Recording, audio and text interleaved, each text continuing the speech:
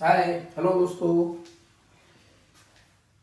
Human reproduction series का अगला topic है अपने पास और वो टॉपिक है male reproductive system. Male reproductive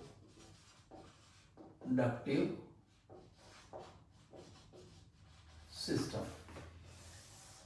इसके पहले के लेक्चर में इसके पहले के वीडियो में मैंने दो चीजें डिस्कस की हैं। आप उसको YouTube में सर्च करिएगा, मिलेगा।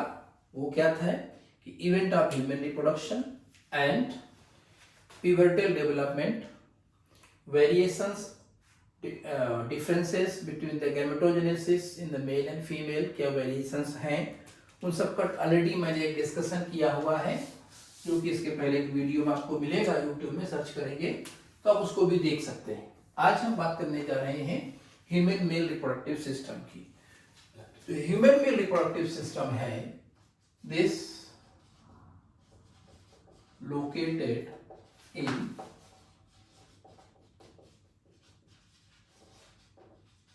Pelvic region. ये जो अपना हिप पोर्शन होता है उस एरिया पे इसका लोकेशन है, इसको पेल्विक रीजन बोलते हैं।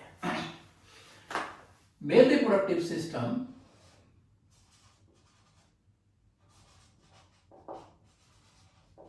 कंसिस्ट ऑफ और कंप्राइजेस ऑफ दो टाइप के ऑर्गन के एसोसिएशन से बनता है। और वो दो टाइप के ऑर्गन कौन से?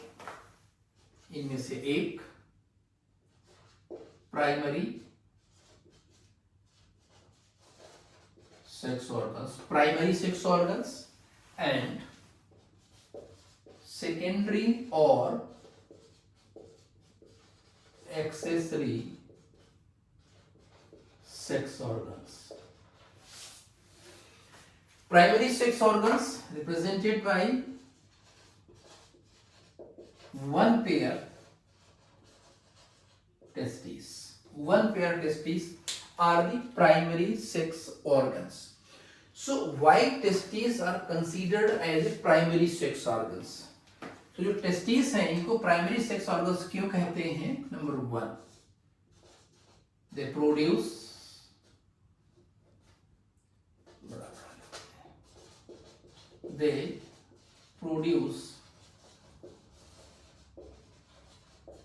male gametes, male gamete, sperms और स्पर्मेटोजोआ। स्पर्मेटोजोआ पूरा वर्ड है और स्पर्म्स उसका शॉर्ट फॉर्म लोग लिखते हैं। कोई भी ऑर्गन प्राइमरी सेक्स ऑर्गन अगर है तो उसका काम होता है गैमीट्स का प्रोडक्शन करना। Any organ which produces the gamete is said to be primary sex organs. Primary testes are primary sex organs in male. This is the assertion. Reason produce, they are meant for producing male gametes. Answer will be one. That means the reason is the correct explanation of statement one, that is assertion. Next assertion का प्रश्न बन जाएगा वो। And इसका दूसरा जो function होता है वो दूसरा फंक्शन है टू प्रोड्यूस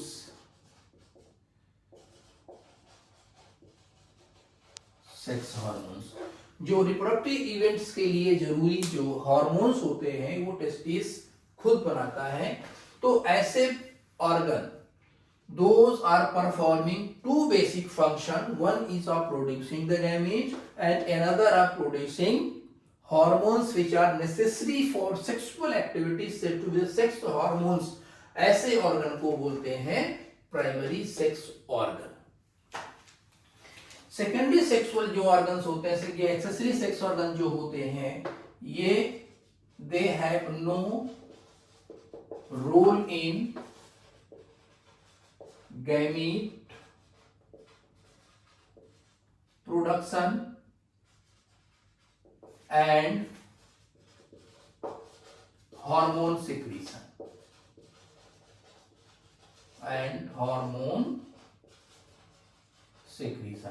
इसमें इनका कोई भी रोल नहीं होता है, लेकिन have role in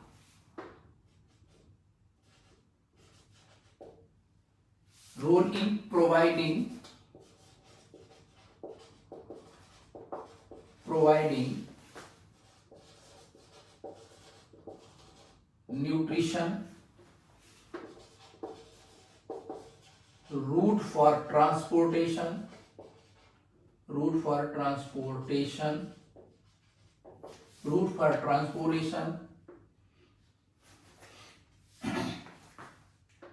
gamete transfer,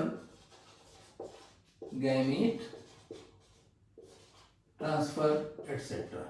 ये इनका रोल होता है। स्पर्म्स को गैमीट्स को न्यूट्रिएंट प्रोवाइड करने में, उनका एक प्रॉपर ट्रांसपोर्टेशन का रूट बनाने में, या गैमेट के ट्रांसफर में सपोर्ट करते हैं। तो वो सब आते हैं कौन से ऑर्गन? Secondary sex organs. अब ये जो सेकेंडरी सेक्स ऑर्गन्स हैं, दीज आर रिप्रेजेंटेड बाय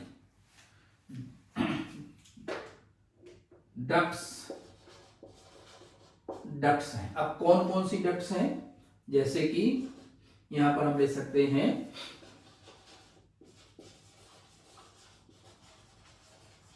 वसा इफ्रेंसिया,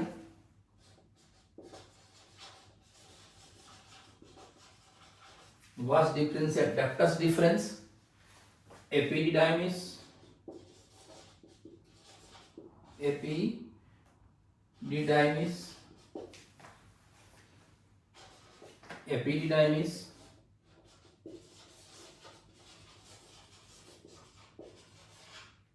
ejaculatory duct, ये हो गया। इसके अलावा these excessive sex organs also include glands. अब ग्लैंड्स की बात करें तो ग्लैंड्स कौन कौन सी हैं दोस्तों? ग्लैंड्स में सेमिनल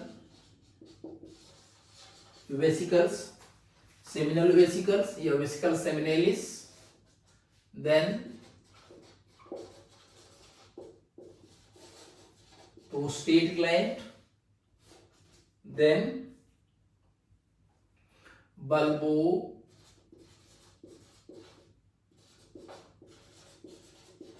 यूरेथ्रल और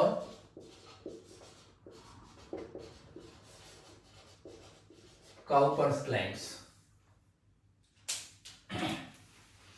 Another accessory sex organs in case of human male, glands के बाद में जो अंदर एक्सेसरी सेक्स ऑर्गन्स है ह्यूमन मेल के केस में, वो होते हैं external जेनाइटिलिया।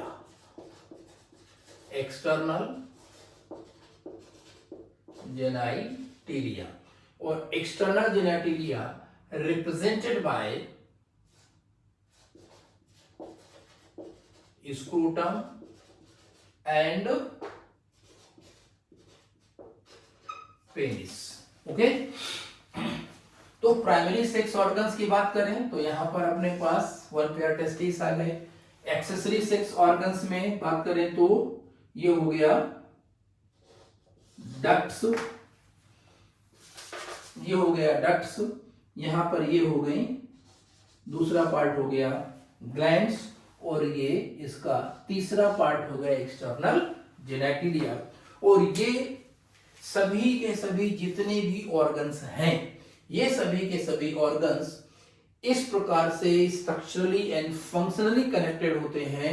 The entire human male reproductive system को काम करने में बहुत एफिशिएंटली एक दूसरे को ये सपोर्ट करते हैं, कह सकते हैं कि कोऑर्डिनेट करने का काम करते हैं। चलिए आगे देखते हैं। टेस्टिस,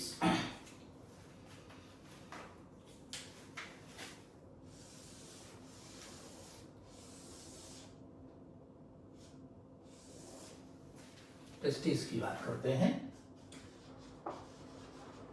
टेस्टिस, ये लास्ट में ईएस अगर है तो प्लूरल है, और अगर आईएस है तो सिंगुलर है। Testis, as I told, one pair है, one pair oval and located extra abdominally. Extra abdominally का मतलब हुआ out of abdominal cavity,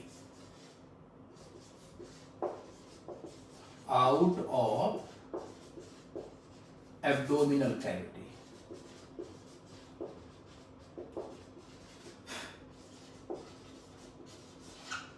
cavity के बाहर लोकेटेड होते हैं। तो लोकेटेड कहां है? Located in sac known as scrotum, known as scrotum। अगर हम इनके डायमेंशन की बात करें तो डायमेंशन में 4 to 5 centimetre long and 2 to 3 centimetre wide होते हैं ये। Another thing, during fetal growth, during fetal period, they are located inside abdominal cavity, abdominal cavity। तो अगर ये डेवलपमेंट इस समय का जो इनिशियल पीरियड था उस समय तो प्रेजेंट थे एब्डोमिनल कैविटी में, तो फिर स्क्रोटम में कैसे आए? तो around 7 months of pregnancy, they start descending into scrotum. Scrotum में इनका जो डिसेंडेंस होता है वो 7 मंथ ऑफ प्रेगनेंसी या 7 मंथ ऑफ फीटल लाइफ से स्टार्ट होता है, और ये डिसेंडेंस बर्थ से आगे, मतलब कहने का आफ्टर बर्थ ये 2 साल तक भी कंटिन्यू रह सकता है। तो descendence of testis start from the 7 month of pregnancy, 7 month और 7.5 मंथ में से इसका डिसेंडेंस स्टार्ट होता है। नॉर्मली जो हमारा नीट का क्वेश्चन बनेगा 7 मंथ हम लिख देते हैं, उसमें हमारा एग्जैक्ट आंसर बन जाएगा, क्योंकि वेरिएबल वैल्यू होगा तो ऑब्जेक्टिव क्वेश्चन है, गलत हो जाएगा। तो descendence of testis take place 7 month of foetal life और प्रेगनेंसी, एंड ये जो डिसेंडेंस होता है this continues up to 2 years of age in a male child.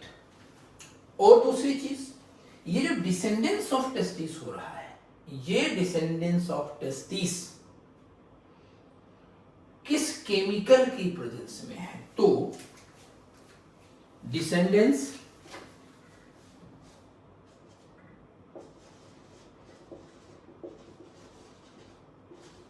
Of testis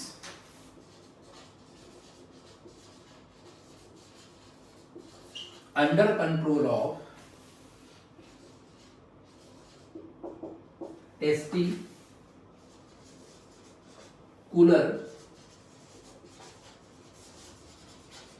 androgens या कहें टेस्टोस्टेरोन। फीटल टेस्टिस के द्वारा टेस्टोस्टेरोन बनता है फीटल स्टेज में, और जिसके रिजल्टेंट इन टेस्टिस का एब्डोमिनल कैविटी से डिसेंडेंस धीरे धीरे स्क्रोटम में होता है। मींस अगर हम यहां पर कुछ डायग्रामेटिक प्रेजेंटेशन देखने की कोशिश करें तो जैसे ये हमने एरिया बनाया एब्डोमिनल कैविटी का, और ये आ गया अपने पास पेल्विक रीजन। ओके, तो अर्ली स्टेज पर जो टेस्टिस थे वो कहाँ डेवलप हुए थे, वो यहाँ डेवलप हुए थे, ये टेस्टिस हैं। अब ये जो टेस्टिस होते हैं धीरे धीरे धीरे धीरे धीरे धीरे यहां पर ये स्किन पाउच के अंदर यहां पहुंच जाते हैं, धीरे धीरे धीरे ये स्किन पाउच के अंदर यहां पहुंच जाते हैं, ये डिसेंडेंस है। तो इस डिसेंडेंस को इनिशिएट कराने का जो काम होता है, उसको पूरा कंट्रोल कराने का जो काम होता है, वो टेस्टिकुलर, ये कह सकते हैं फीटल टेस्टिकुलर हार्मोन टेस्टोस्टेरोन के द्वारा है। लेकिन माय डियर फ्रेंड्स, जब ये डिसेंडेंस कंप्लीट हो जाता है, उसके बाद जो टेस्टिकुलर टेस्टोस्टेरोन सिक्रेटिंग सेल्स, जिनको हम लोग बोलते हैं interstitial cells are the Leydig cells, वो till the commencement of puberty dormant हो जाती हैं। Means after that they stop producing testosterone. कभी कभी जो यंग न्यूबॉर्न चाइल्ड होते हैं, इन फ्यू केसेस पर उनमें पेनाइल इरेक्शन देखा जाता है। तो ये पेनाइल इरेक्शन कोई सेक्सुअल इरेक्शन नहीं है, वो पेनाइल इरेक्शन इस वजह से है क्योंकि अभी भी आफ्टर बर्थ अगले 2-4-5 महीने या 6 महीने तक एक मेल चाइल्ड में टेस्टोस्टेरोन का सिक्रीशन होता रहता है, just to bring about complete descendence of testis. Very clear? चलिए आगे ध्यान देते हैं।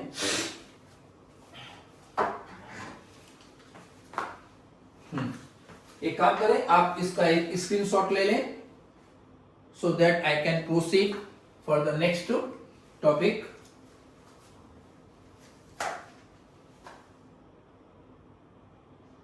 Okay, well done.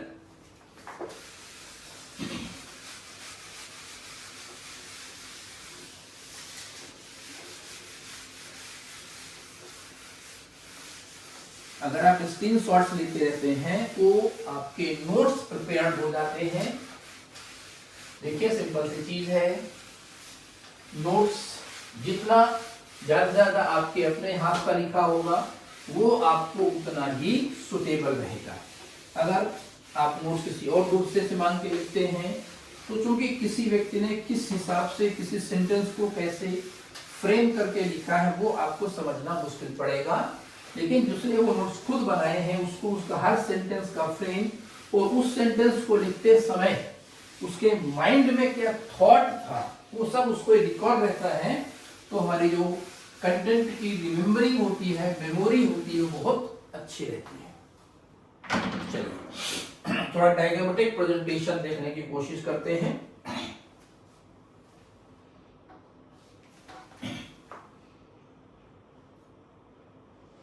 Here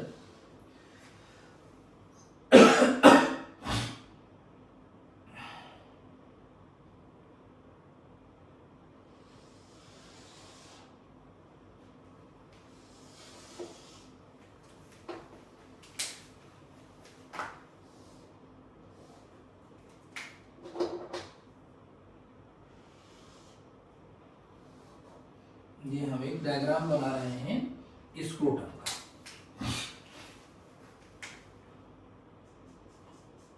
actually जो स्क्रोटम है डबल वॉल्ड स्किन पाउच होता है।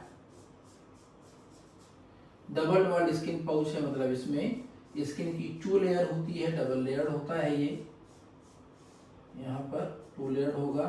जो इनर लेयर होती है वो स्मूथ होती है, लेकिन जो आउटर लेयर होती है वो रिंकल्ड होती है। आउटर लेयर ऑफ स्किन जो होगी वो रिंकल, थोड़ा इसको और दूर से बनाते हैं क्योंकि इसके बीच में हमें अभी एक चीज और भी ड्रॉ करनी पड़ेगी। ये थोड़ा सा दूर कर देते हैं, इस तरीके से ये हो गया, आउटर लेयर हो गई। इस आउटर लेयर में बहुत लिमिटेड अमाउंट में, बहुत लिमिटेड प्यूबिक हेयर्स हो सकते हैं। And here in the scrotum itself they are present testis. ये टेस्टिस है। Okay, testes remain connected to the posterior portion with the inner wall of scrotum।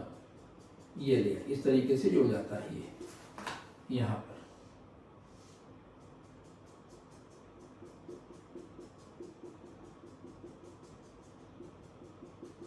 ये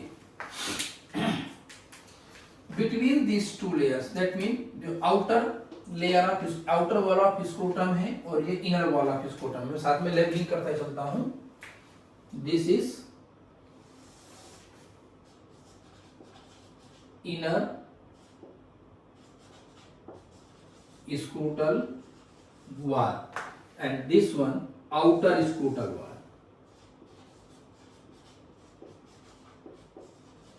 आउटर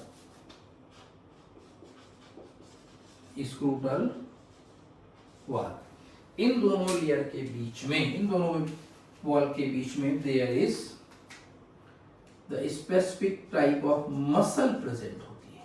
यहां पर ये मसल प्रेजेंट होती है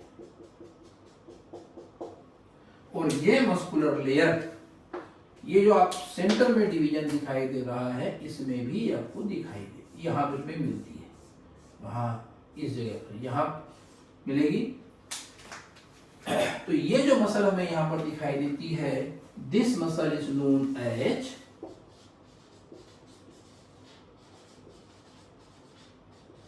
dartos muscle.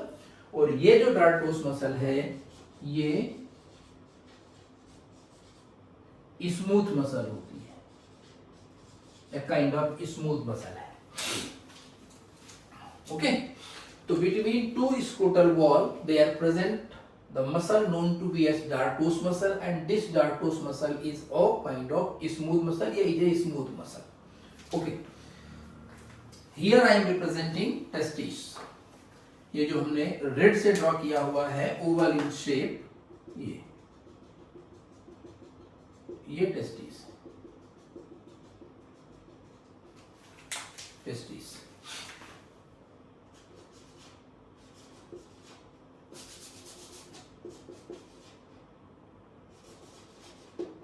testis, the primary sex organ testis। ये हो गया, very clear। testis, one testis है and each one testis present in one scrotal sac। जब हम स्क्रोटम को एक्सटर्नली देखते हैं तो स्क्रोटम एक्सटर्नली हमें एक सिंगल स्किन पाउच की तरह से दिखाई देता है, but internally this scrotum is divided into two scrotal sacs. एक स्क्रोटल सैक ये हुआ और एक स्क्रोटल सैक ये हुआ, and between these scrotal sacs there present the scrotal septum. Scrotal septum होता है। इस स्क्रोटल सेप्टम में connective tissue plus dartos muscle दोनों प्रेजेंट होती है। This scrotal septum is the central partition in the scrotum so that it divide scrotum internally into two sacs, one of them is the scrotal sac, ये left side का, एक हो गया right side का, and each of the scrotum,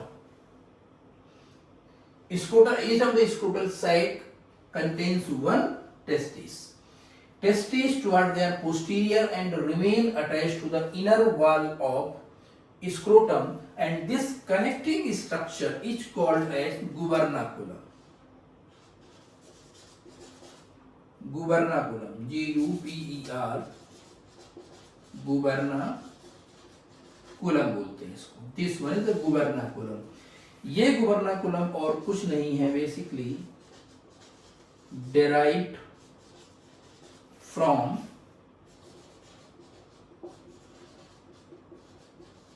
peritoneum. ये peritoneum से derive होता है, जिसमें फीटल स्टेज में टेस्टिस का ग्रोथ एब्डोमेन के अंदर हो रहा था, उस समय they are remain surrounded by the peritoneum, a sheet कह सकते हैं आप, स्क्वामस एपिथेलियम।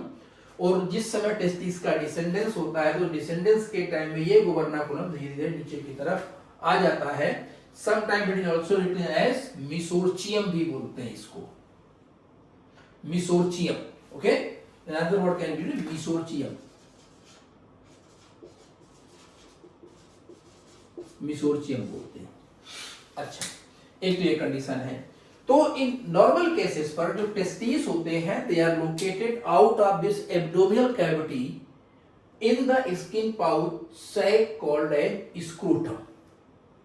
तो क्वेश्चन ये राइज हुआ कि why the testis are present in scrotum. Actually scrotum, ये हैशटैग सिग्निफिकेंट पॉइंट है, एनसीईआरटी में मेंशन भी है।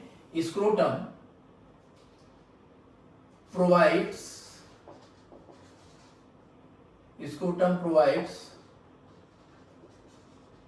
लो टेम्परेचर, वो भी कितना 2 to 2.5 degree centigrade than core body temperature essential for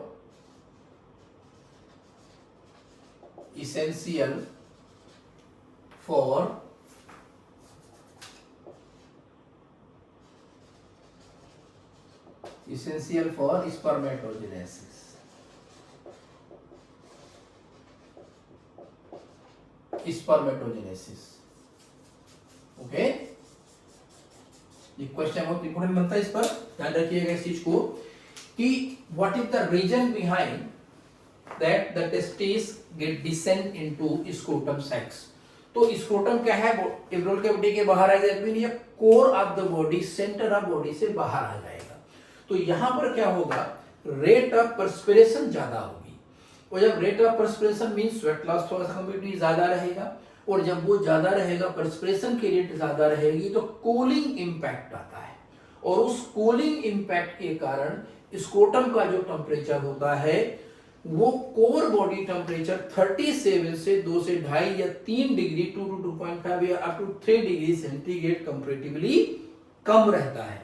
और यही एक कारण है कि in within the scrotum testis gets their optimum temperature for purpose of spermatogenesis.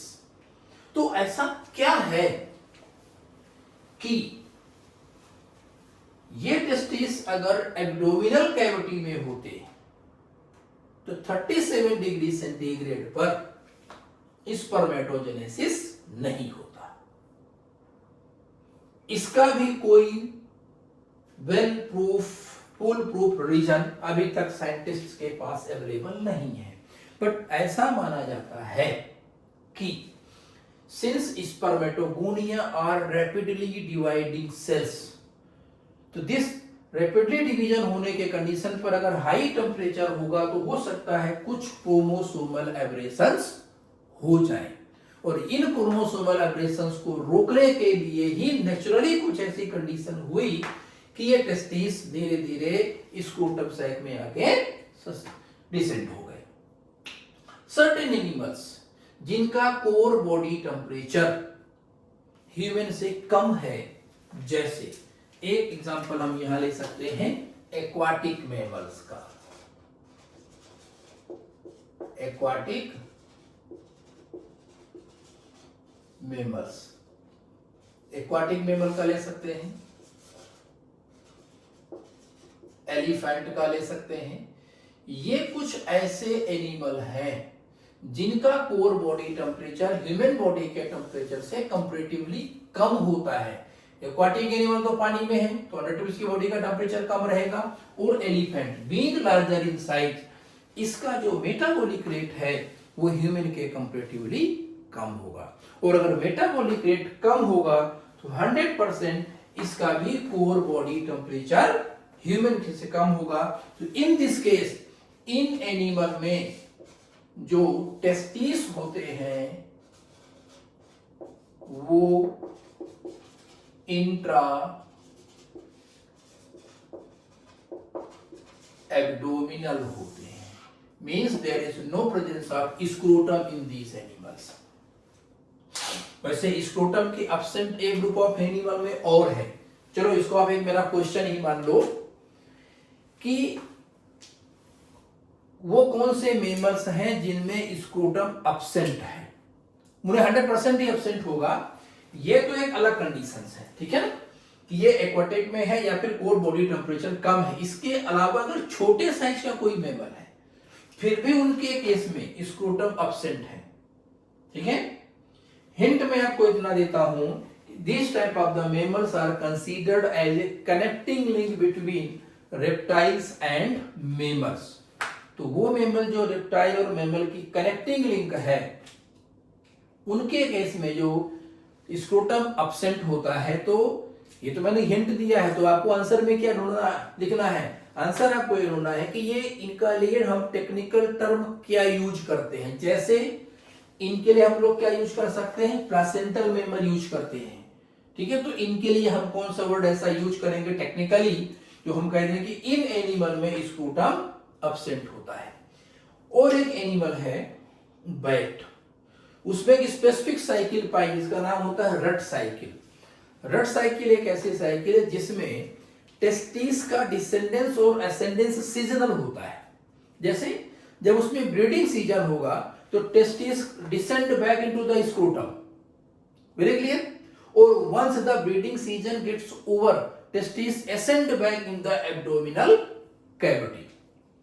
आते हैं अपने कोर टॉपिक पर, यहां पर कि testes a pair of testes present in human being, each one testis located in one scrotal sac posteriorly supported with the inner wall of testicular sac, this scrotal sac with the help of gubernaculum, the fold of peritoneum।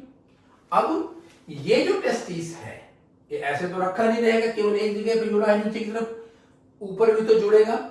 और scrotum के ठीक ऊपर क्या मिलेगी हमें, abdominal body wall मिलने वाली है।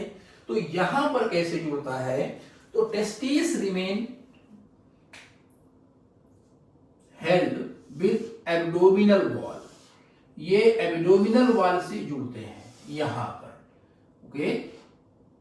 इसके ऊपर जो आ जाती है कौन सी, एब्डोमिनल वॉल आ जाएगी। तो यहां पर there is structure known as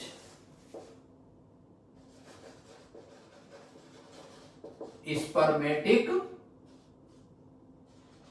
cord आती है ये। This spermatic cord holds testis with dorsal body wall कहते हैं या एब्डोमिनल वॉल कह दिया जाए। अच्छा, तो फिर ये क्या स्पर्मेटिक कॉर्ड एक सिंगल स्ट्रक्चर है? नो माय डियर फ्रेंड्स, ये स्पर्मेटिक कॉर्ड एक कोई सिंगल स्ट्रक्चर नहीं है। This spermatic cord is not a single structure. ये बिल्कुल कंफ्यूजिंग, सर ने एक नाम लिखा है स्पर्मेटिक कॉर्ड में केवल एक रोप लाइक स्ट्रक्चर, रस्सी जैसी स्ट्रक्चर, सिंगल नहीं है। दिस स्पर्मेटिक कॉर्ड का अगर हम कंपोनेंट देखें तो this spermatic cord comprises of structures like vas deferens. Spermatic cord में स्ट्रक्चर कौन सी है, वास डिफरेंस है। वास डिफरेंस के बाद में एक है क्रीमेस्टर मसल।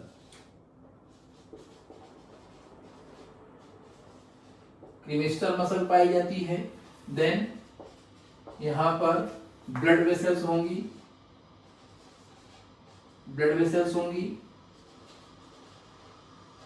नर्व्स होंगी, जो टेस्टिकुलर नर्व्स हैं, टेस्टिकुलर नर्व्स होंगी,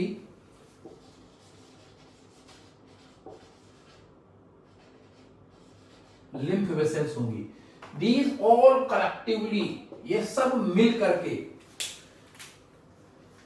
What's difference? Cremaster muscle, blood vessels, nerves, lymph vessels, all collectively make the spermatic cord. And spermatic cord, the structure which holds these testes with dorsal body wall or abdominal body wall. Very clear? So spermatic cord is not a single structure, it is a collection of structures like vasa deferens, cremaster muscles, blood vessels, nerves and lymph vessels. And you know, बड़ी मजेदार चीज, यहां पर भी एक counter current system पाया जाता है टेस्टिस के लेवल पर। वो कैसे? दो ब्लड वेसल, जैसे मैं आपको ड्रॉ करके दिखाता हूं। यहां पर ये अपने पास एक टेस्टिस है, ओके। अब देखिए होगा क्या कि टेस्टिस कहां प्रेजेंट है? They are present in the scrotum. तो स्क्रोटम का टेम्परेचर तो ऑलरेडी कितना कम है, 2 to 2.5 degree less than body temperature है या नहीं? इसका टेम्परेचर कम। डन। अब यहां से जो आर्टरी आ रही है, यहां से जो आर्टरी आ रही है, इस आर्टरी का इस आर्टरी में जो ब्लड होगा, उस ब्लड का टेम्परेचर कितना होगा? वो तो core body temperature 37 degree centigrade होगा या नहीं होगा? Very clear. लेकिन यहां से जो वेन जाएगी, यहां से जो वेन जाएगा, देखिए ब्लड वेसल में आर्टरी रेड से मैंने बनाई है और वेन ब्लू से बनाई है। यहां से जो वेन, मतलब ये जो आर्टरी है जिसमें ब्लड का फ्लो मैंने ये दिखाया है toward testis, T for testis, while this is the vein that taking blood away from testis. So in the close connection, the flow of blood in the artery toward the testis and the flow of blood in the vein toward the center of the body or renal cavity. तो again then close contact हुआ या नहीं हुआ? तो यहां पर भी ये काउंटर करंट पर, अब यहां पे जो बॉडी का टेम्परेचर आएगा, उसका जो ब्लड का टेम्परेचर 37 डिग्री सेंटीग्रेड का होगा, और यहां पर जो टेम्परेचर होगा वो कितना होगा? अप्रोक्सीमेट मान के चलिए आप 35 डिग्री सेंटीग्रेड होगा।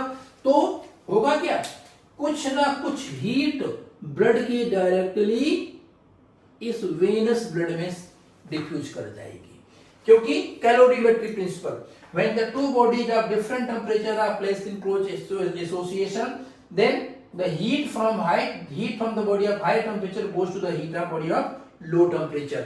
यहां पर भी ये एक काउंटर करंट सिस्टम प्रेजेंट होता है फॉर एक्सचेंज ऑफ हीट, कि blood going towards the testis having temperature of 37 degrees centigrade, while blood going away from testis having less temperature than this 37 degrees centigrade. So some of the heat directly diffuses from blood in the artery to the blood in vein. So the actual blood having low temperature reaching to the testis. तो ये counter current mechanism of blood circulation at the level of testis also help in maintaining ideal temperature for purpose of spermatogenesis. चलिए अब आगे बात करते हैं। As I told you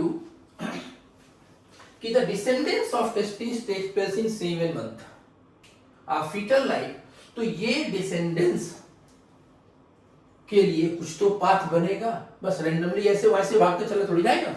जब ऐसे वैसे नहीं भागेगा तो कुछ ना कोई एक स्पेसिफिक पाथ होगा। जैसे अगर आपको कहीं जाना है, मुझे कहीं जाना है, तो हम एक रास्ते से जाएंगे, तो इनके लिए भी कोई एक रास्ता होना चाहिए, और वो जो रास्ता बनाती है वो होती है एक स्पेसिफिक कैनाल जिसका नाम है इंग्विनल कैनाल। तो मैं रिप्रेजेंटेटिव डायग्राम उसका यहाँ ये बनाता हूं, ये मान के चलिए दिस वन, ये बनी इंग्विनल कैनाल। Very clear? ये बन गया inguinal canal, this one inguinal canal.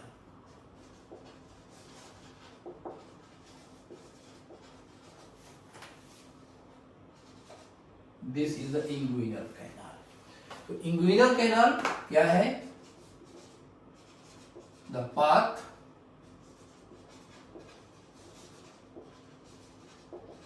through which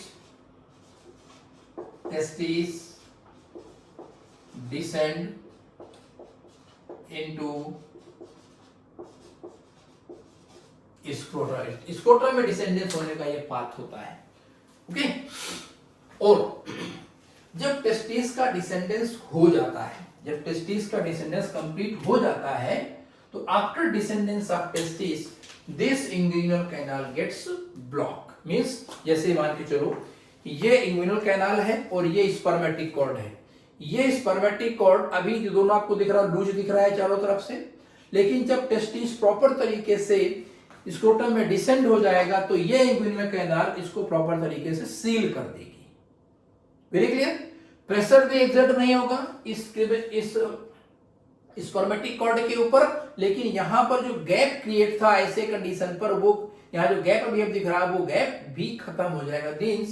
means ये हुआ कि जब ये टेस्टिस प्रॉपर तरीके से स्क्रोटम में पहुंच जाते हैं बर्थ तक या बर्थ के अगले 1 या 2 साल तक, उसके बाद ये इंग्विनल कैनाल प्रॉपरली क्या होती है, सील्ड अप हो जाती है। ओके, और अब अगर इस केस में अगर मान लीजिए टेस्टिस का डिसेंडेंस अभी तक नहीं हुआ और ये सील हो गया है, तो भी टेस्टिस कभी नीचे नहीं आने वाला है।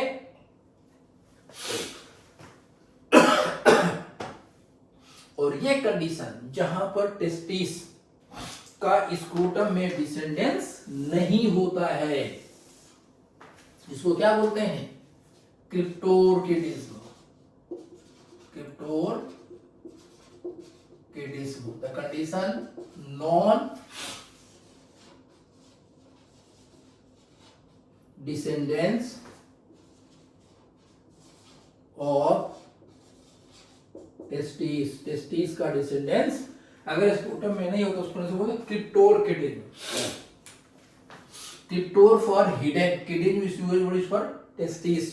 क्रिप्टोरकिडिज्म मींस टेस्टिस हिडन है, मतलब वो स्क्रोटम सैक में कहीं न कहीं ऊपर होंगी, और इस क्रिप्टोरकिडिज्म होने वाली सिचुएशन में मेल में भी स्टेराइल, मतलब उसकी सेक्सुअल कैपेबिलिटी खत्म हो जाती है। खैर आगे देखते हैं। तो this inguinal canal is the path that allows the descendence of testis. इसके अलावा इंग्विनल कैनाल क्या काम करती है, एक hold scrotum with body wall, holds scrotum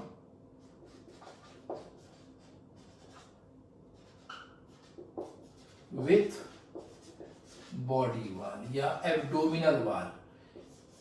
scrotum को एब्डोमिनल वॉल से होल्ड करने का काम इंग्विनल कैनाल का हुआ, और दूसरा काम to make the path through which the testis descend into the scrotal sacs. Is it clear? This inguinal canal seals or get blocks after 2 years of age.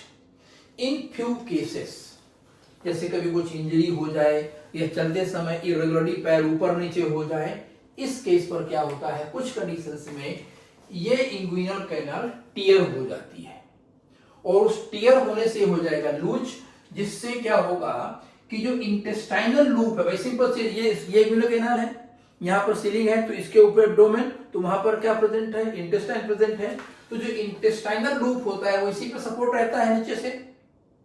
तो अगर ये इंग्विनल कैनाल लूज हो जाती है, इसकी टियरिंग हो जाती है, तो इंटेस्टाइनल लूप नीचे डिसेंड डाउन होगा, और जब नीचे की तरफ डाउन होगा तो यहाँ की ब्लड वेसल्स के ऊपर प्रेशर वगैरह बढ़ेगा, तो blood supply to the testis कम हो जाएगी, यहाँ पेनफुल कंडीशन क्रिएट होगी, और इस पेनफुल कंडीशन को बोलते हैं inguinal hernia. Inguinal hernia.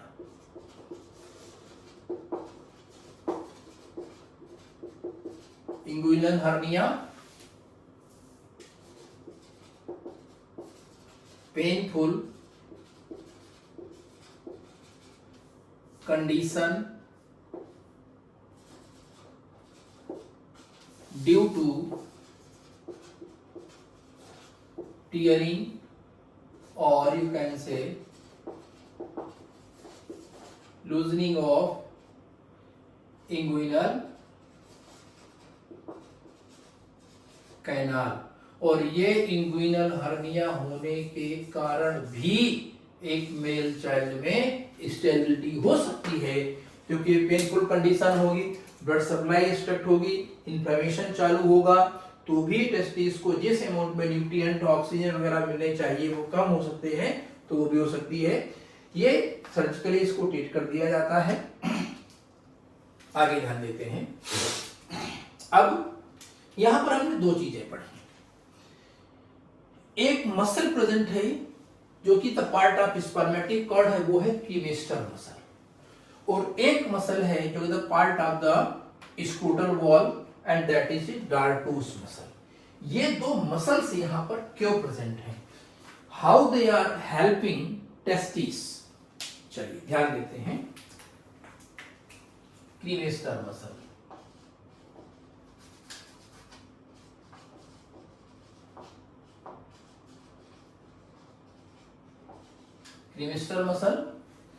Cremaster muscle is a kind of skeletal muscle. Skeletal muscle है, और दूसरी है अपने पास कौन सी, dartos muscle.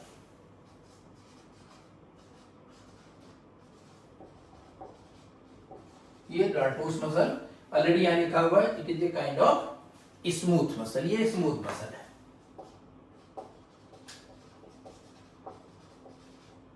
This is a smooth muscle.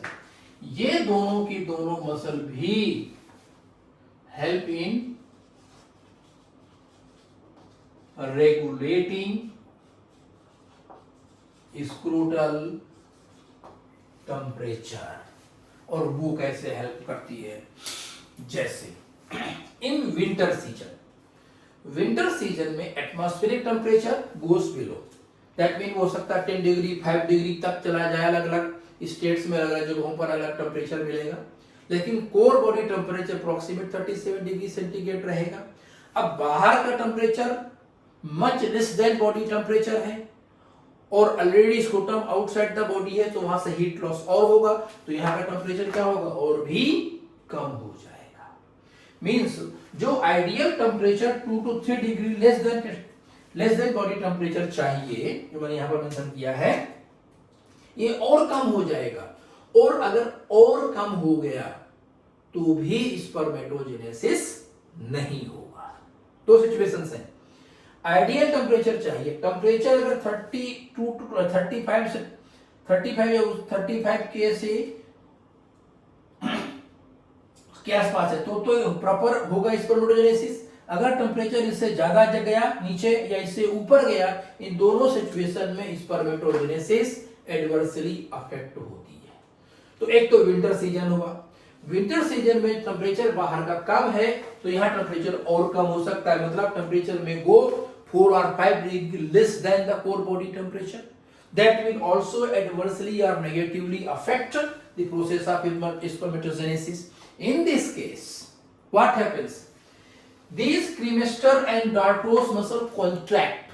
ये मसल क्या होगी, कॉन्ट्रैक्ट होगी। ये इसको ऐसे कॉन्ट्रैक्ट करेगी, इसको देखो ये ऐसे कॉन्ट्रैक्ट होगी ऐसे, और ये होगी इसको ऐसे करेगी कॉन्ट्रैक्ट। तो जब ये कॉन्ट्रैक्शन होगा तो this bring entire scrotum of testis toward abdominal cavity. Means जैसे एब्डोमिनल कैविटी है, जब कॉन्ट्रैक्शन कर, अभी यहां पर ये पोजीशन है, इसको इसके पास में ले आएगा। और जब ये winter season, talking about winter season, in winter season ये मसल्स कॉन्ट्रैक्ट होती हैं, और कॉन्ट्रैक्शन के रिजल्टेंट स्क्रोटम और ये एक दूसरे के ऊपर this bring scrotum and testis toward the closer to the body cavity. और जब ये उसके क्लोजर आ जाएगा तो again these testes are getting optimum temperature for purpose of spermatogenesis. Very clear? And in summer season में क्या है, outside the body temperature high and body gains heat. अब अगर बॉडी हीट गेन करेगी तो अल्टीमेटली हमारी बॉडी में एक कैपेसिटी है कि वो अपने एक्सेस बॉडी हीट को रिमूव कर सके by the process of sweating.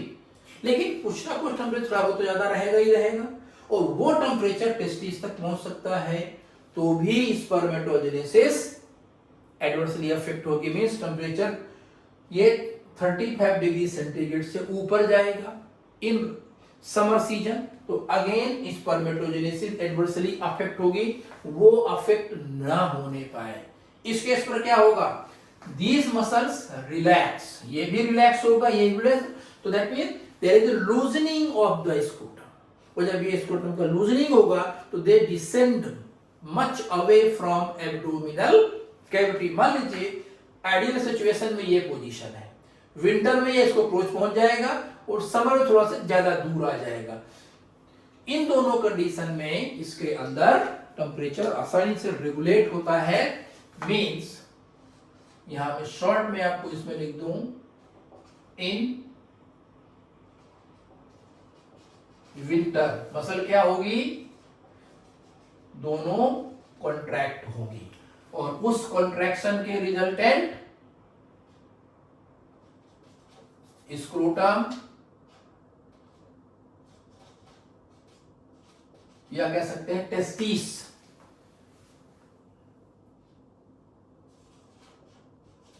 Closure to body या closer to abdominal cavity.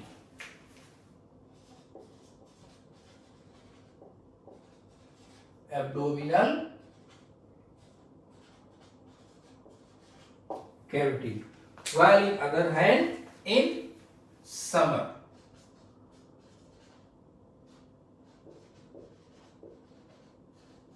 In summer ये दोनों मसल क्या होंगी, रिलैक्स होंगी, जिसके कारण स्क्रोटम